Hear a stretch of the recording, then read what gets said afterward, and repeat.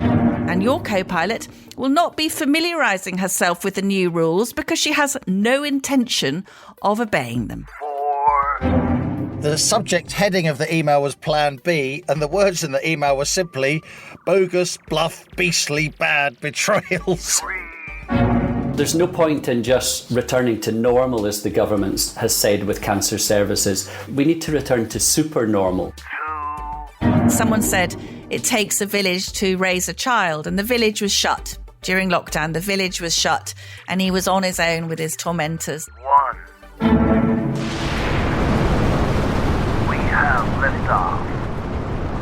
Welcome once again to Planet Normal, the Telegraph podcast with Alison Pearson. Hello? And me, Liam Halligan. There are signs that having stoically endured 3 separate lockdowns, the public's support for harsh anti-COVID restrictions is diminishing. In response to the new Omicron variant, ministers reintroduced compulsory masks on public transport and in shops. Travel controls are back, with compulsory PCR tests plus quarantine when returning from red list countries, and mandatory UK pre-departure tests too. Yet after previously solid lockdown support, after almost 2 years of disruption and a mass vaccination programme, the national mood is shifting. Over 2/3 of voters in England oppose the closure of pubs and restaurants, according to YouGov polling, with 3 in 5 rejecting controls on numbers of indoor home visitors. Previously seen as eccentric, even irresponsible, lockdown scepticism is becoming mainstream. Since Omicron emerged in late November, ministers have pledged to act in a measured, proportionate manner. The government insists there'll be no repeat of last December's restrictions, which saw Christmas cancelled. Yet, as Planet Normal's being recorded, the government's introducing yet more restrictions, including a return to working from home, a widening of the vaccine passport scheme, an extension of face mask requirements.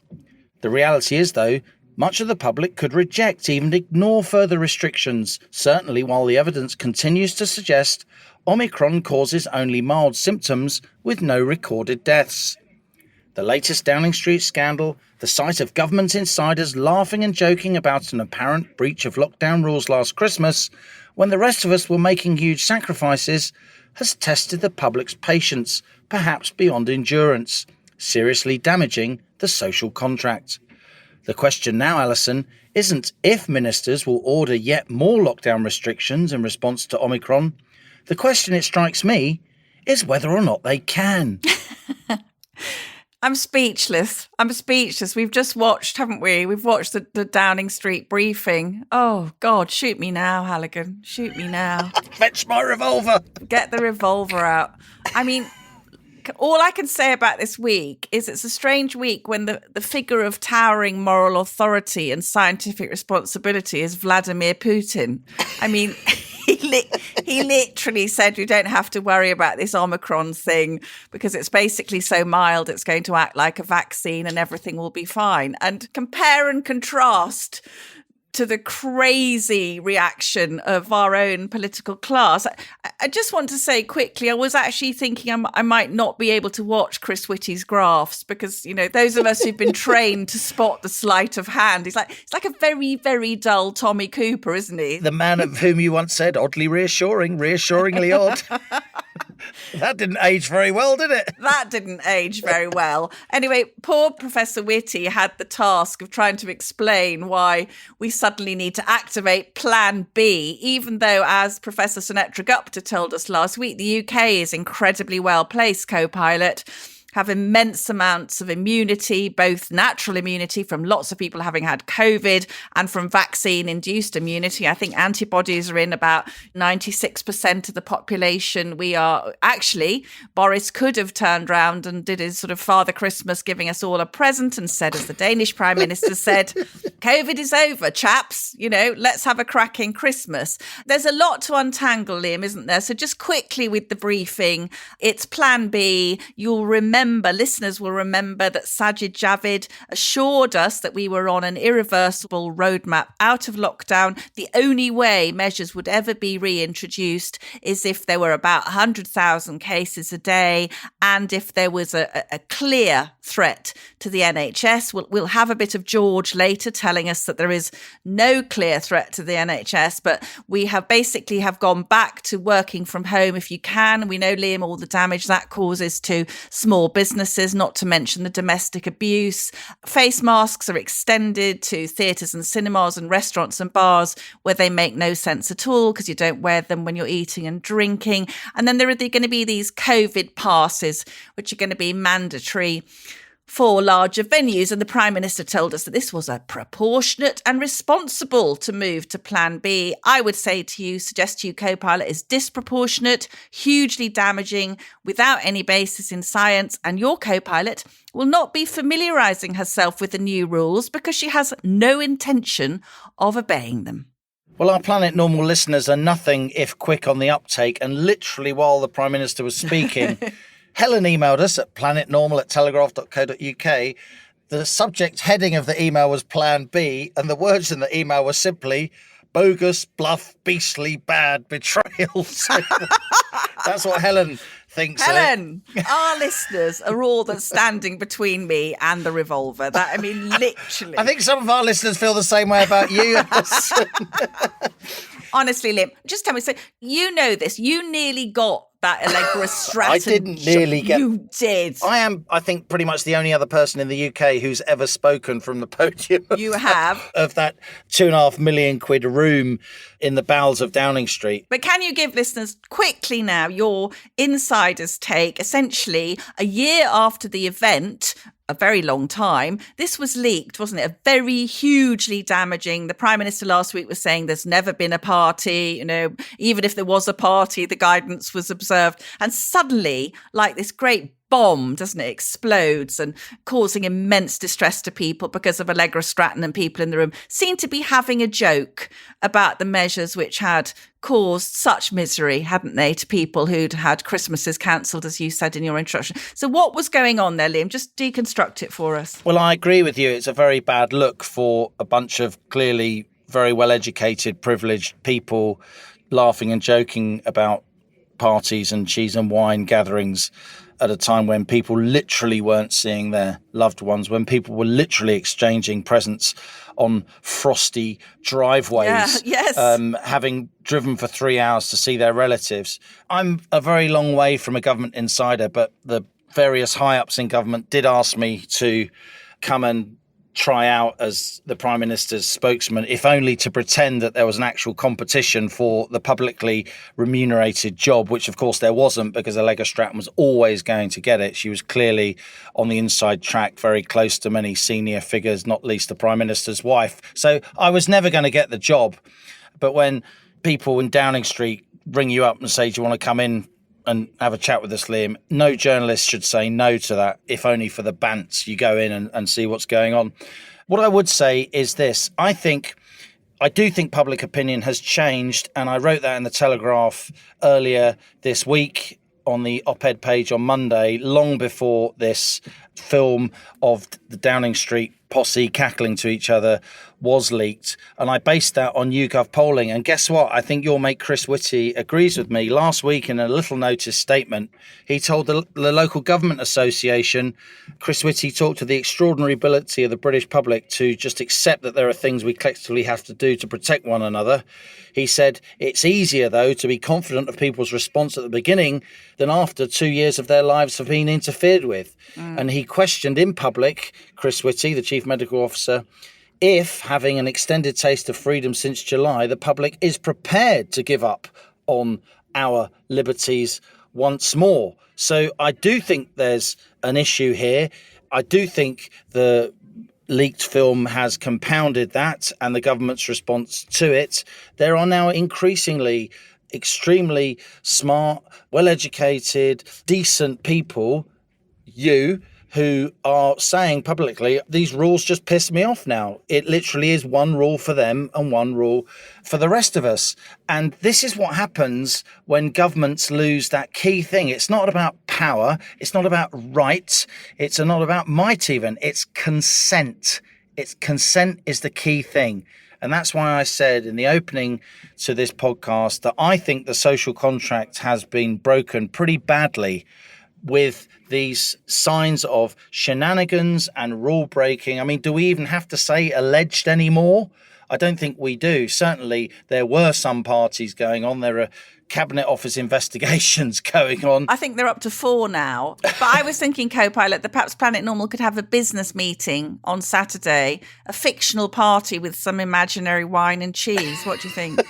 Maybe we could hire a nightclub and we could sort of, put a photocopier in the corner and turn up in ties and heeled shoes and pretend that we're having a business meeting. You could take dictation, Co-Pilot Pearson, though I doubt that you would ever take dictation from me or anyone else.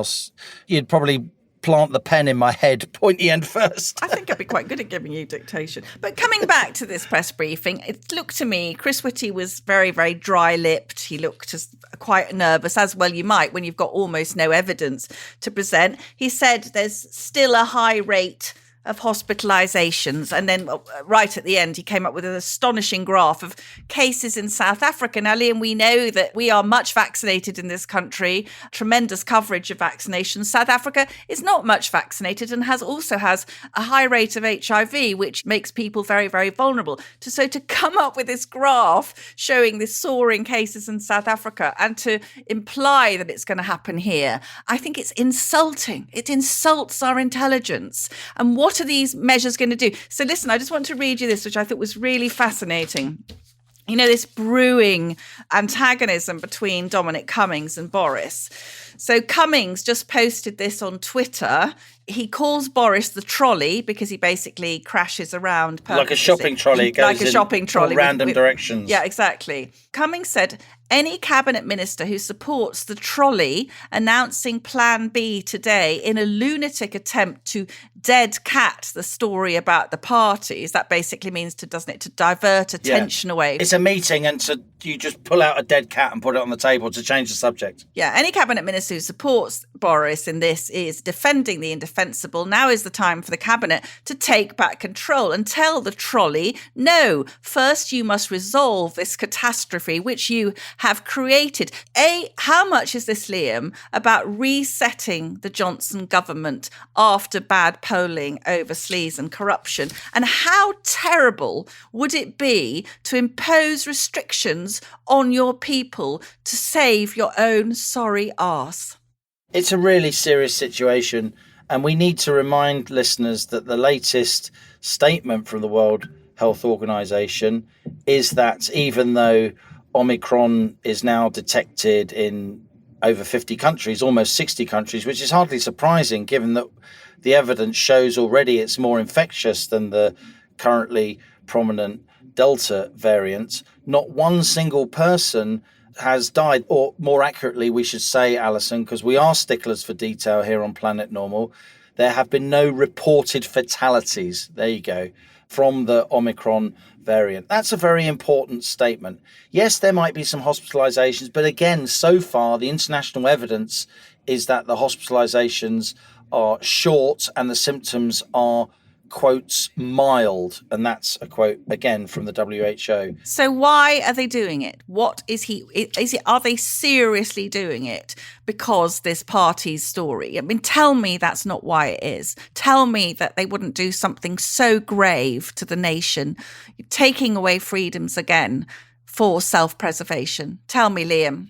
I don't think it's to divert our attention from a particular story or even a particular set of stories that we can put under the heading sleaze. So Owen Paterson, Shropshire by-election, etc., etc.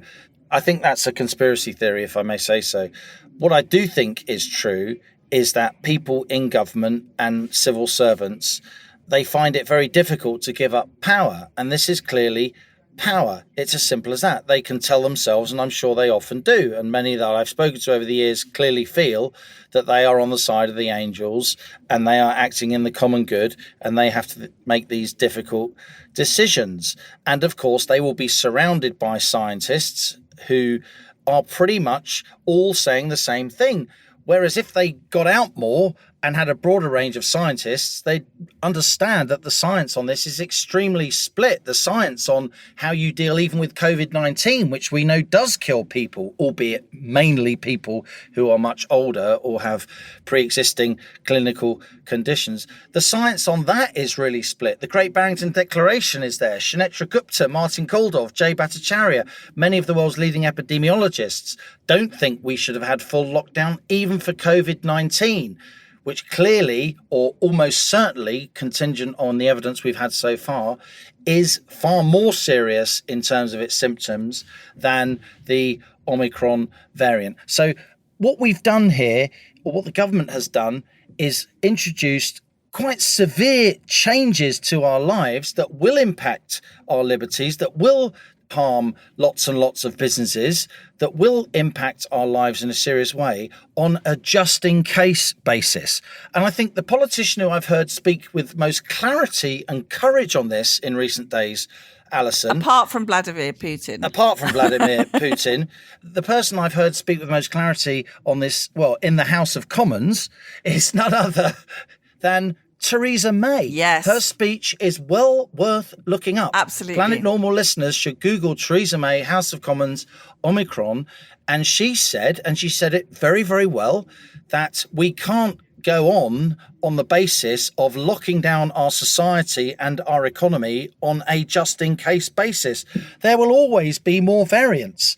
And whatever you think of the Russian president, and obviously we can discuss the kind of character that he is, when he says the signs are that this is a virus that's a lot less severe than COVID-19, but a lot more infectious and potentially a lot broader in its scope, and that is on balance a good thing because it can spread herd immunity. He is on very solid scientific ground when he says that. Yes, much more solid scientific ground than Boris. Can I just apologise to listeners? I'm probably sounding, maybe overstating, maybe being a bit more aggressive than I should be. I think we both get very worked up, don't we, when we get these very sad stories. I did spend a couple of days this week digging down into this most distressing case of the little boy in Solihull, Arthur Lavinia Hughes, Liam, which is haunting the country, isn't it? This 6-year-old murdered by his stepmother, tortured, abetted by his father. And I think what I felt, obviously the parents were the people who actually dealt the fatal blows and all the deprivation. It was lockdown, Liam, that enabled them to conspire in that absolutely disgusting way. The little boy was not able to go to school. We should never have closed primary schools. So many thousand, they think that there may be 100,000 ghost children. That's Robert Halfon, the MP's word for them. A whole Wembley Stadium, Liam, of children who have fallen off the school map, during this and haven't gone back. They've got no idea where they are. And when I was researching this piece on Arthur's death, I came across something from the SAGE, the Scientific Advisory Group for Emergencies, a document of April 2020, and they knew, Liam. They said the wider impact of school closures on children, the risk to vulnerable children's welfare has increased significantly as a result of school closures. The risk of harm and abuse in the home is likely to be higher due to isolation. The most vulnerable will be negatively affected by existing family distress. And the SAGE document concluded, where are these children? How are they being supported and safeguarded? And the answer was, nobody had a bloody clue. Now, I don't take any reintroduction of measures on no good scientific evidence as okay. I don't care for myself. I'm a grown-up. I can manage. I live in a pleasant house in a pleasant town.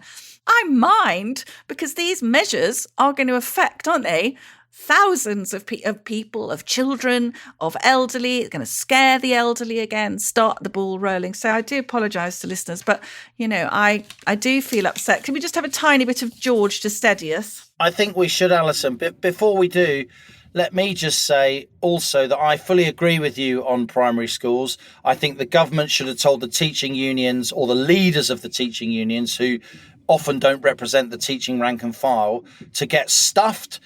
Schools should have stayed open, particularly primary schools, but the government should have said, to protect itself from a legal point of view, because of course there may be concerns, there may well be teachers with pre-existing medical conditions that do make them vulnerable. Fair dues. So teachers with those pre-existing conditions should have been able to say, I don't feel safe, I'm going to stay at home, and that's completely fine. That is not unreasonable at all. But if schools could have been kept open, the vast majority of teachers would have turned up for school. There may have been slight variations. There may not have been a completely full school roster of teachers, but the vast majority of the teaching would have gone ahead. The very, very important supervisory role that school plays would have gone ahead. That also the social services role that school plays, keeping an eye on kids. You know the kids that are getting abuse at home. You can see it in their eyes. You can see it on their little arms and their little legs and on their faces. All those things disappeared. Never again should schools be closed down. Individual teachers should be able to voluntarily sign themselves off for health reasons. No problem whatsoever. But never again should schools in their entirety close down.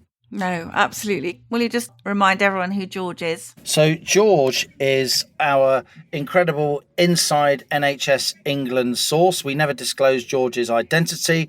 George, he or she, has full access to the internal data, but we can't, as journalists, independently verify the numbers that George gives us, because by definition, we get them before they're published, if they're published at all, though we absolutely know who George is. We've both met George and we know all about his or her bona fides. We do. So George said this week, overall, there was a slight increase yesterday in the number of COVID patients in hospital to 6,007. That's not very many, Liam, basically. I mean, that's about between 4 and 5% of all hospital beds.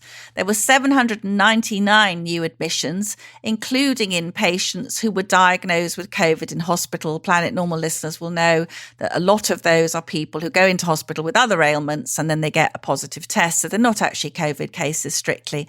There were 621 COVID patients discharged from hospital. That's excellent news. There are 784 confirmed COVID patients in a critical care bed. That's in ICU, and that is quite high, represents a quarter of the currently available ICU beds and 13% of all current COVID patients. But George says, I stress that the increase in the number of patients is currently very slight indeed, and COVID still represents just 4% of hospital beds. We have been expecting an upturn in all hospital trends for about 2 weeks now, following the increase in reported cases that was observed from 8th of November onwards. Discharges, George said, remember we've had this before, Liam, continue to be a problem due to a shortage of care home beds. And if the overall discharge statistics apply to COVID patients in the same way, there will be something today like 800 COVID patients who are recovered but who are still in hospital despite being medically fit to be discharged. And finally, I asked George if there was any sign yet of the Omicron variant having an impact on hospitals. Basically, no. Normally, George says we would expect to see an impact within 2 weeks of cases starting to increase. But there are some unknowns with Omicron which could affect that. There is a suggestion that the incubation period is shorter, but also the symptoms that have so far been reported are extremely mild. So we don't know if we will even see any impact in hospital admissions. Now that statement, Liam, let's compare that with the Prime Minister saying that reintroducing restrictions today was proportionate and responsible, when we were told that the only reason restrictions would be reintroduced would be if there was a significant threat to the NHS. George is telling us at the moment there is no significant threat from Omicron to the NHS, but we will, of course, ask George to keep us posted in the next couple of weeks to see if they manage to get one case in the hospital. How interesting that the numbers you cite, of course, include COVID-19 patients. Yes. And I'm looking at the excellent ONS, Office for National Statistics coronavirus dashboard, as I do every day, self-confessed nerd. Just done a little sum. We love your nerdy.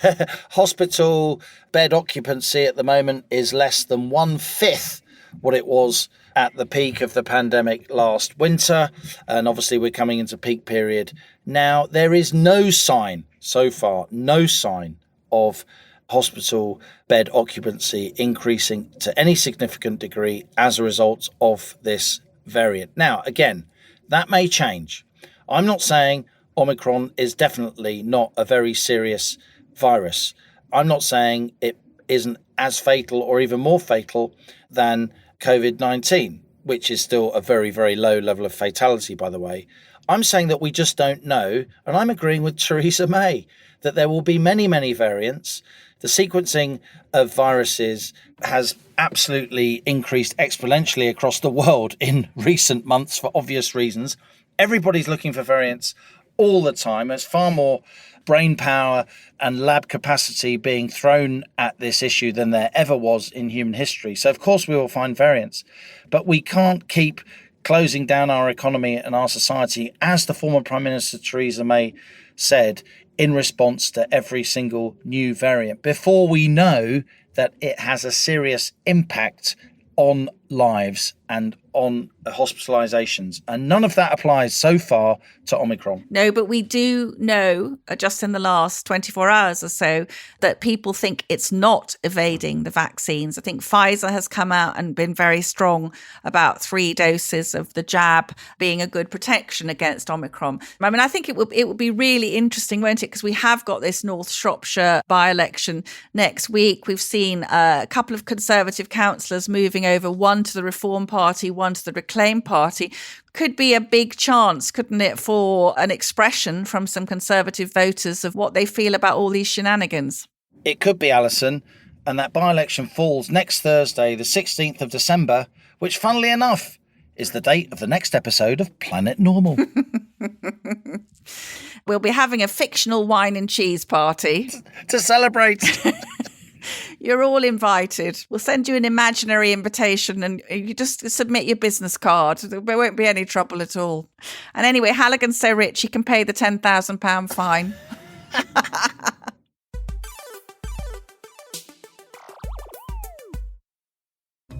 Hello, I'm Christopher Hope, but my pals call me Chopper, and you can too.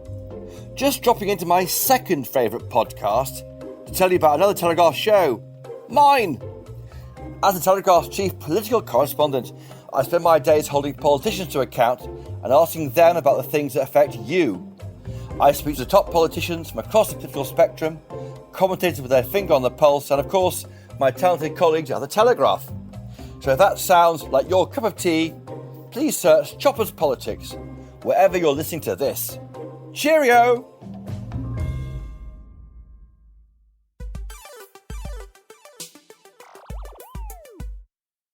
Now, the idea that lockdowns caused collateral damage to society is increasingly mainstream.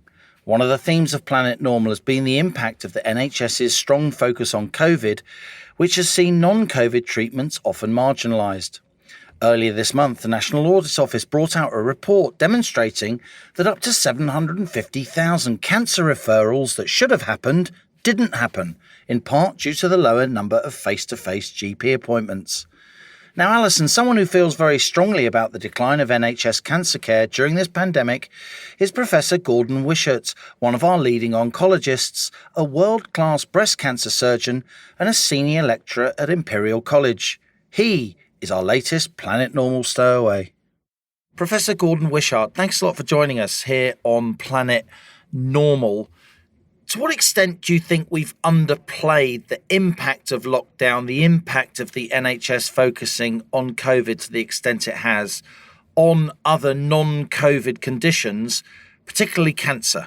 Well, I think certainly the government and the NHS have significantly underplayed this, what we're now calling the cancer backlog. It seems a terrible term, but you know, there are so many men and women out there with a missed cancer diagnosis. But this is not a new thing. The Joint all-party parliamentary group that wrote a cancer summit report with input from lots of clinicians and scientists and cancer charities and professional bodies, really put that as one of the main findings of its report back in May of this year, and said that at that point, the government had yet to acknowledge the backlog, far less the scale of the backlog. And sadly, that still seems to be the case, Liam. Aside from COVID, aside from this pandemic, Professor Wishart, when I look at OECD studies, the Organisation for Economic Cooperation and Development, when I look at health systems across the advanced countries, while the NHS scores very well under some headings, it doesn't score well under things like cancer survival rates compared to other advanced countries that spend the amount of money as we do on healthcare. Why is that? I think that's an excellent question, Liam, because, what you've just said has been reported by Cancer Research UK, but also from a number of different studies that have looked at cancer survival across different, high-income countries. The first thing that leaps out is that the NHS is a system that runs pretty much at full capacity the whole time.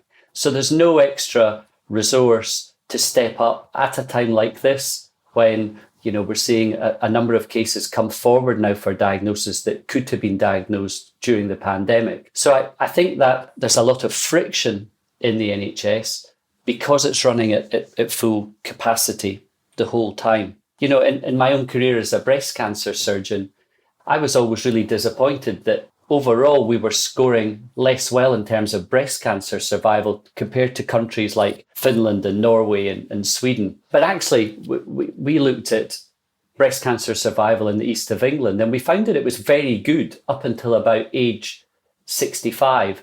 And thereafter, it began to fall off a cliff. And so I think, one of the things we need to seriously look at is this under-provision or lack of access for older people to optimal cancer treatment. So I think those are the two things that leap out immediately. I know you're a big supporter of the NHS and you've spent much of your life working in the NHS, but as an oncologist, how do you feel when you're constantly told repeatedly on a loop by almost all our media all the time that the NHS is the best in the world? It is incredibly frustrating, especially since we have other agencies now questioning that. And also when we see the NHS falling down league tables in terms of national public healthcare systems, I kind of sense frustration throughout the NHS fraternity and certainly amongst my colleagues that still work in the NHS. If we take someone running a breast cancer unit, for instance, they might have a set of resources that allows them to see perhaps 500 or 600 patients a month on time, people with urgent symptoms. But then if there's a huge spike in referrals, as often happens during Breast Cancer Awareness Month, that there is no extra resource to see those patients in a timely way. And for many years, all the cancer targets, all the waiting time targets have relied on the goodwill of staff, whether that's doctors or nurses or other specialists, to do extra clinics to mop up. And I think what's happened is that the goodwill has gone now. It's been destroyed. And so this is what we're left with now. Really no ability to turn up the activity levels when we're under enormous pressure as we are at present. In the last financial year, the NHS cost more as a percentage of GDP than pretty much any healthcare system anywhere else in Europe. Is it still underfunded, or do we need to reform it in some way in order to get more bang for our buck as taxpayers? I certainly think it needs reform, and certainly speaking from a cancer perspective, I think if we look at cancer, we know that it was failing before the pandemic in the NHS, and that was really due to inadequate early cancer detection and a lack of access to optimal treatment and a shortage of cancer specialists, and that's not changed. So there's no point in just returning to normal, as the government has said, with cancer services. We need to return to super normal. We need to create an environment where we can increase capacity. And I think that probably needs a national cancer strategy. I think it needs political oversight and probably a health minister that is just specifically appointed for cancer services, someone who can stand up for the cancer community and get the additional funding that is required, because there is very good evidence of historic underinvestment in diagnostic kit, in IT, in radiotherapy and other cancer treatments, and also in workforce. We need an immediate increase in the workforce by about 20% to even come close to clearing the backlog. Let's focus now specifically on the pandemic. How would you judge in general the state of UK cancer care in terms of referrals and treatment and ongoing after treatment care during this pandemic? Well, I've been following the numbers of urgent referrals, the numbers of cancers coming forward for diagnosis and treatment all the way through the pandemic. And it's really very sad because everything that's happened until now was predictable in April last year. So it was very obvious that if you paused the screening programs, if you told people to stay at home and they didn't go to their GP, we were just going to see huge numbers of people who weren't referred. And I think Macmillan is perhaps the most recent report that, now tells us there are over 740,000 missed urgent GP referrals since the beginning of lockdown, which is just an enormous number. And of course, that translates into their estimate of 47,000 people with a missed cancer diagnosed until now. And that's about right. Those numbers equate because in terms of people with symptoms coming to clinics, you would certainly in breast and other cancers, you would expect about 1 in 15 of those to be diagnosed with cancer. And those numbers equate to that. And so all of this predictable way back, so it could have easily been mitigated by just putting measures in place right at the beginning to protect cancer treatment and diagnosis.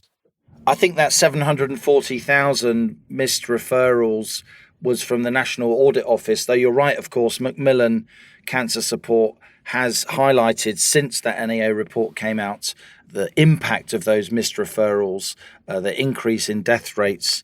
Professor Carol Sikora, another of our distinguished oncologists, a previous Planet Normal stowaway, he says the scale of the cancer crisis in the UK is nothing short of catastrophic.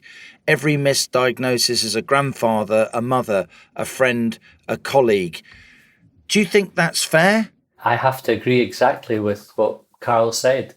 I think just in the last few days, he described this near 50,000 people as a football stadium full of people who've not yet been diagnosed. And I think it's that kind of visual imagery that really puts it in perspective. And that's just such an enormous number of people on a scale that most of us can't even comprehend. A lot of these will be young people. I mean, you're a breast cancer specialist. We're talking about young mums here with children. We are. And we're talking about the whole scale of people. You mentioned women, and women have been disproportionately disadvantaged by lockdown and the cancellation of the screening programs. So, for instance, the NHS screening programs are for breast, bowel and cervical cancer. So, women are used to getting screening from all of those. And it's going to affect the elderly as well. And perhaps it's the elderly who have that, long feeling of not wanting to bother the doctor. If they're discouraged from seeing their GP, they'll perhaps stay at home. And we've had constant excess deaths at home for months and months now. And again, that's something else that's not really been discussed at any great length.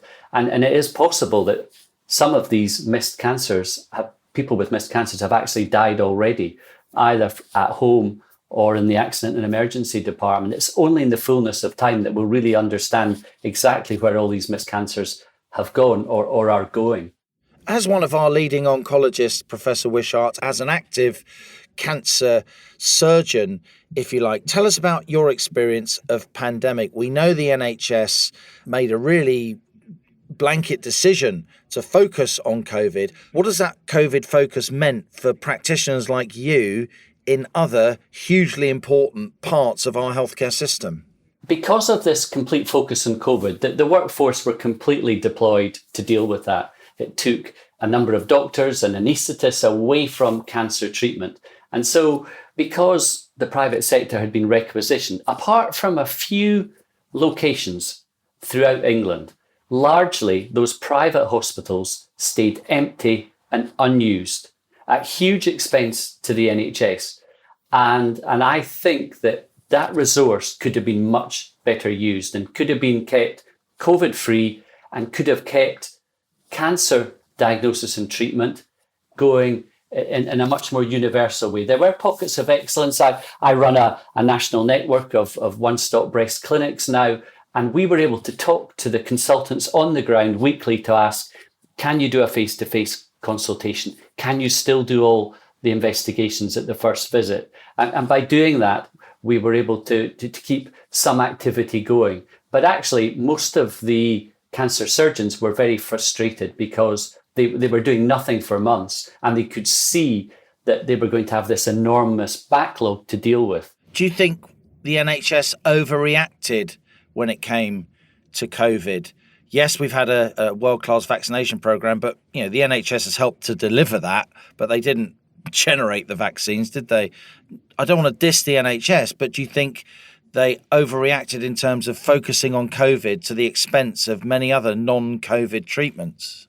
I'm not really sure that they had any choice. It was, a government-led decision. I think for some of us, the gap between the government and the NHS is kind of narrowed. And I think, this was enforced upon the NHS. Do you think ministers overreacted then, Gordon, from a clinical point of view where you sit? I'm not asking you to make political comments, but do you think wherever the order came from, the focus on COVID was too intense and other non-COVID areas of treatment were unduly neglected? I can understand that when it first happened, when the pandemic first broke, that there was a feeling of panic and an uncertainty about what was going to happen. So I kind of forgive the government and ministers at that point. But from April onwards, people like me, people like Richard Sullivan, a whole group of people were warning that unless time-critical conditions, such as cancer, were actually managed, then we would see a number of deaths that might even challenge the total number of deaths from COVID. And that is still possible when you add cancer to things like cardiac disease, dementia, diabetes, all the other conditions that really require urgent investigation and treatment at a certain time point. So I think from April onwards, their ability to escape blame for what has happened just reduces hugely. And I think the fact that the joint APG Cancer Summit report was submitted to them in May, 6 months ago now, and has yet to be acknowledged, it's just shocking. And I cannot understand why, with so many people from so many different parts of the healthcare industry are all giving the same message, that there's still been no response. You're talking there about April 2020, of course, about a month into lockdown. And you mentioned also the parliamentary group report into cancer that the government has yet to acknowledge. And you're saying, Professor Wishart, unless I'm misunderstanding you, that in your view, the number of deaths caused by lockdown is now challenging, even exceeding the number of deaths that lockdown may have saved, aside from all the mental health, educational inconvenience, business implications of lockdown. I think that's right. It will be in the fullness of time that we get a full disclosure of exactly what the number of non-COVID deaths has been. But it is possible that those two numbers could be very, very similar. What do you want to see happen? And how do you feel that the government has yet to acknowledge that all-party parliamentary group report? A very, very authoritative report. I've seen it myself from a number of cancer specialists, yourself included. It must be quite galling that you haven't even had a letter saying thank you. It's really the acknowledgement that we were all looking for. It was almost the one thing that everybody who contributed to that report said right at the outset. It was a tremendous piece of work, and it shows how you can harness experience and advice in a really non-political way. It was excellently chaired by Tim Farron, the former Lib Dem leader. Absolutely. There was no political point scoring at all. It was roll your sleeves up. He wanted to know what all of us thought. And I think he produced, one of the best reports that I've seen in a long time about cancer services in the UK. So it's incredibly frustrating that it's still yet to be acknowledged. And this mantra that we're returning to normal is nobody's believing that anymore. And certainly one of the things that came out in the Macmillan press release recently was that the number of people who think cancer services will remain an NHS priority is dropping. And it's now down to just over 50%. I think that's really a very sad reflection on their response to the pandemic in terms of cancer services. Professor Wishart, you're a very modest man. You're a softly spoken man, but you are a world-class oncologist. You got 30 seconds in a lift with the Prime Minister. What do you say? Please acknowledge the backlog. Please involve experts in trying to help you sort it out. Appoint a minister who has full responsibility for delivering cancer services. They should have a body, a multidisciplinary team of people working with them to advise the government on planning how to tackle the cancer backlog and producing a cancer strategy that is fit for purpose for now and for the future. I must say, Professor Wishart, I think behind your softly spoken Scottish burr, I think there's quite a lot of anger in your heart at what's happening to our cancer services during and post-lockdown. I have to agree with you. I've spent my whole career trying to make incremental improvements to cancer diagnosis, cancer treatment, cancer survival, and to see them all just ebbing away during the last 18 months, it's just heartbreaking. It's for all those people out there that are suffering or don't even know yet that they have an underlying cancer. It's just unforgivable, in my opinion. Well, Professor Wishart, thanks a lot for stowing away with me and Alison Pearson to Planet Normal. You're very welcome. Thank you for having me. Well, Liam, that was a quietly devastating interview, wasn't it? I think, as you say, Gordon Wishart has this, wonderful, mellifluous Scottish voice. Input. I love input. But what he was saying, beneath those dulcet tones were one shocking thing after the next. I had no idea that women have been disproportionately disadvantaged by the lack of screening programs. Of course, we depend on breast cancer and cervical smear testing. And then there was that unbelievable thing. He said that this very important APG Cancer Summit report, which was submitted to the government in May, and these eminent men and women have had no reply from the government. I mean, absolutely jaw-dropping. It's pretty astonishing. You've got an all-party parliamentary group which brings together people from across the political spectrum. Whatever you think of Tim Farron, he's good at things like that. Talking, bringing people together, the former Lib Dem leader. It was a non-partisan, cross-party report with more than a sprinkling of world-class people trying to say something, put something into the public domain with authority, helpfully. They didn't do massive press releases looking for attention. They were trying to perform a public service, all of it pro bono, of course. That's what APPG groups are. And the government can't even ask a highly paid civil servant to write a letter to say, we got your report. Well, basically, that amounts to a middle finger, doesn't it? It's a 2-word response, the second of which is off. Now on to our listener emails, a selection of the fantastic messages you send each week to planetnormal@telegraph.co.uk. Please keep them coming. We had a bumper crop this week and it's really, really hard to choose. But here are a couple that I really like that felt very topical and appreciative of a previous guest on the rocket. This is from Andrew. Dear Liam and Alison, thank you so much for bringing back Professor Sunetra Gupta. She gave the clearest explanation I have heard yet about where we are in all of this. Here are my takeaways from her interview. 1, zero COVID is an impossible dream. 2, every new virus goes through the epidemic phase and then settles long-term into the endemic phase. We are now well into the endemic phase. 3, the only known mechanism by which we reach the endemic phase is by means of herd immunity. Most of the population is now immune, either because of vaccination or because of having had COVID. 4, looking to the future, there may be an increase in infections again, but this will be because of either a decay in immunity or because of seasonality. It will not be because of new variants emerging. 5, Omicron is not a concern. Now that nearly all of the vulnerable have immunity, the rest of us can just get on with our lives as normal. Ha ha. There is no justification for further NPIs, non-pharmaceutical interventions. And since Omicron is already here, there is no justification for bringing back travel restrictions. Too late, Andrew.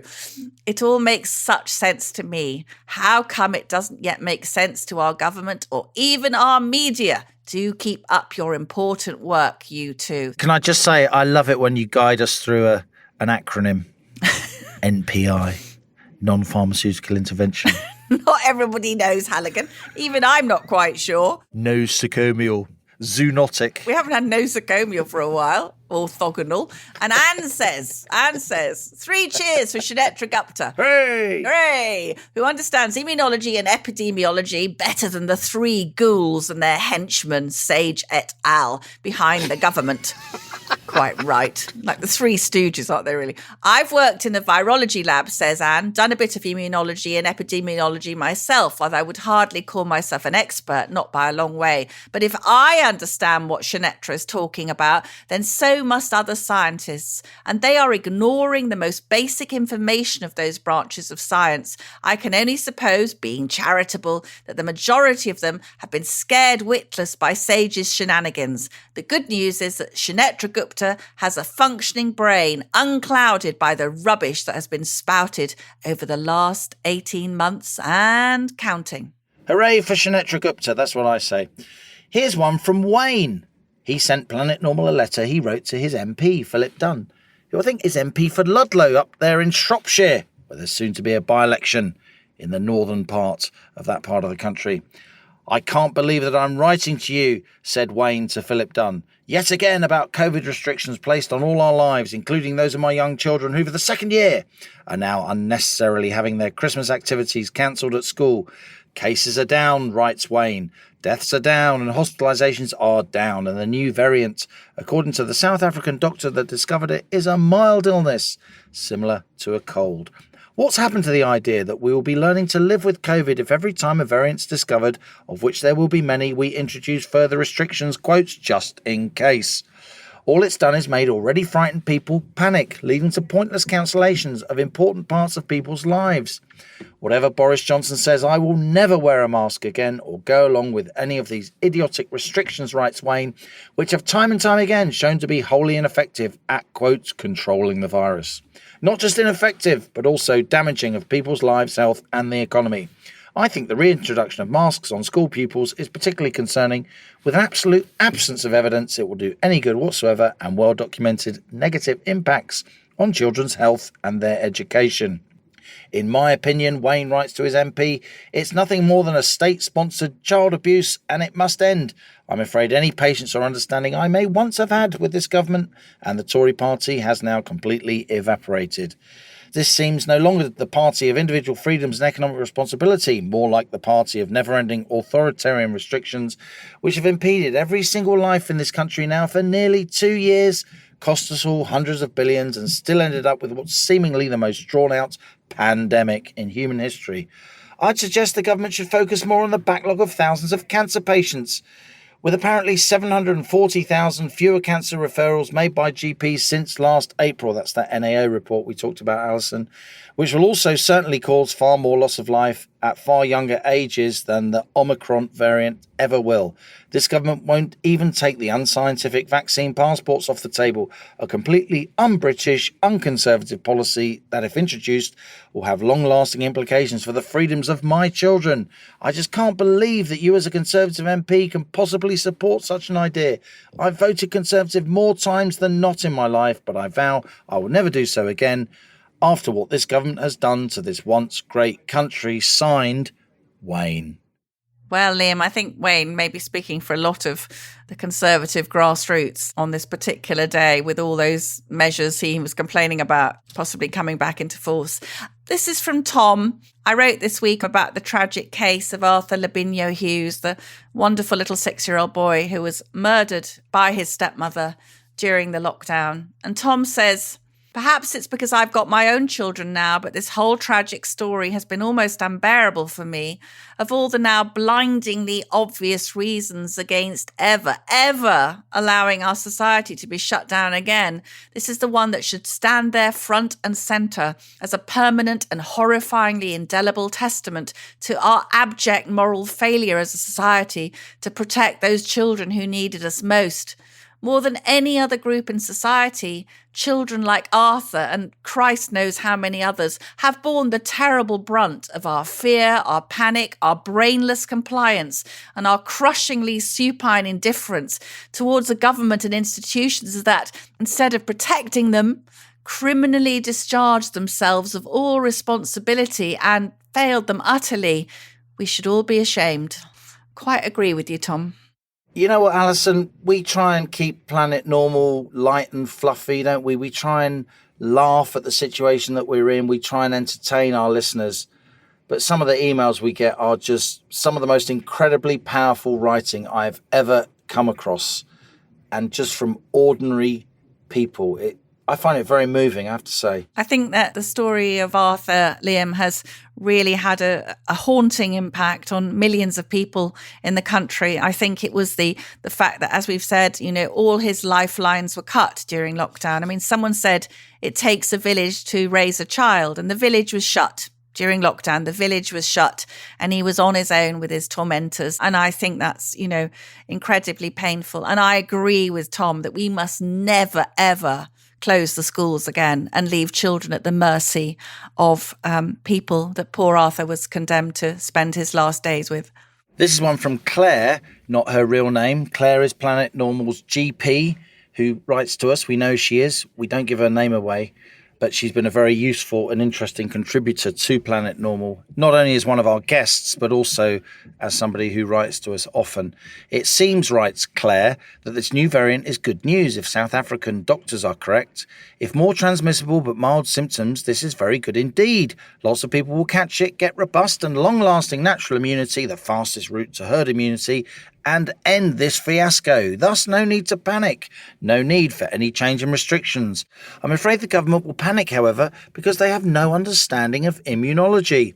At least this time, Professor John Bell and others they listen to have said no need to panic. They still feel that they have to do something, though. Personally, I think it's all designed to push the flagging booster programme, as quite a number of people are declining their third jab. And it's disgraceful to bribe GPs with £12 a jab, taking them away from our GP work, which is overwhelmingly busy when all the people who trained as vaccinators are not being used. And there's a great shortage of GPs. It all makes no sense to me, as usual. Indeed. And we've got 2 emails from slightly older listeners. Rosemary says, I am 74 and supposedly vulnerable, but I am also the grandmother of 8. I have never supported school closures and have written twice to my MP stating my concerns. As an intelligent adult, I can protect myself as I see fit, and I do not need children to be deprived and even placed at risk to protect me. I have been shocked and saddened by the number of older people who consider their lives to be more important than the welfare of children and young people. And Sandra says, Alison, my 84-year-old mother is shocked and saddened by your article on poor little Arthur. She says she feels such sorrow and shame that so many children have suffered and still are suffering to protect her and other elderly and vulnerable adults from a disease that is a benign condition to the vast majority of our society. It cannot continue. Here's one from Adam. I reckon they had that Downing Street party because they knew the risks from the virus are vastly exaggerated and they knew the restrictions are ineffectual. So I know, let's reintroduce the restrictions in Plan B again. Only in Clownland. We have had some wonderful reviews, Halligan, not all from the Halligan Irish diaspora. Caro says, thank heavens for this weekly dose of wonderful common sense. Allison and Liam helped to reassure my husband and I that we are not the only ones who think there is another way for the current situation to be handled. Wonderful guests and input from George, providing an entertaining and educational hour that we look forward to. Please keep up your great work. We certainly will, and this is from Sass. Oh, thank goodness, Planet Normal seriously stops me losing the plot thinking that the whole world has gone totally bonkers. Do leave us more reviews on Apple iTunes, wherever you're listening to this. It helps others to find us so the Planet Normal family can grow. I hate to say this, Halligan, but the whole world has gone totally bonkers, which is why we're spending all our time circling the planet from a distance in the little tin can. The rocket of right thinking. The rocket of right thinking. The flying refuge of reasoned views. And that's it from Planet Normal for another week as we leave our sanctuary of sweet reason. Email of the week. It's Alison's turn. Yes, I think it's got to go to Wayne for his marvellous trumpeting email to his poor local MP. If you enjoy Planet Normal, do leave us a rating and review on Apple Podcasts or wherever you listen. It does help other people to find us. And every Thursday morning, Telegraph subscribers can talk to me on the Telegraph website. Just find the article labelled Planet Normal, leave a comment beneath it, and I'll reply from 11 a.m. to noon. It'll be great today because we're going to be talking about all the amazing things that Professor Gordon Wishart said to Liam. Do keep emailing us. And if you'd like to, ring the Telegraph's charity hotline on December the 12th. That's a Sunday. Alison and I will both be at work at Telegraph Towers in our Christmas jumpers. And if you ring up and pledge some money to our designated charities, you might even get to talk to us, you lucky people. If you give enough money, Liam promises not to sing Little Donkey. Okay, I'll hold him to that. Little donkey. Here we go. On the dusty road. And as we speed away from our beloved planet Normal, and the madness of planet Earth comes back into view, thanks to our producers, Isabel Bouchard, Louisa Wells, Elliot Lampitt, and our editor, Theodora Leludis. Stay safe and in touch with us and with each other. Until next week, it's goodbye from me. And it's goodbye from him.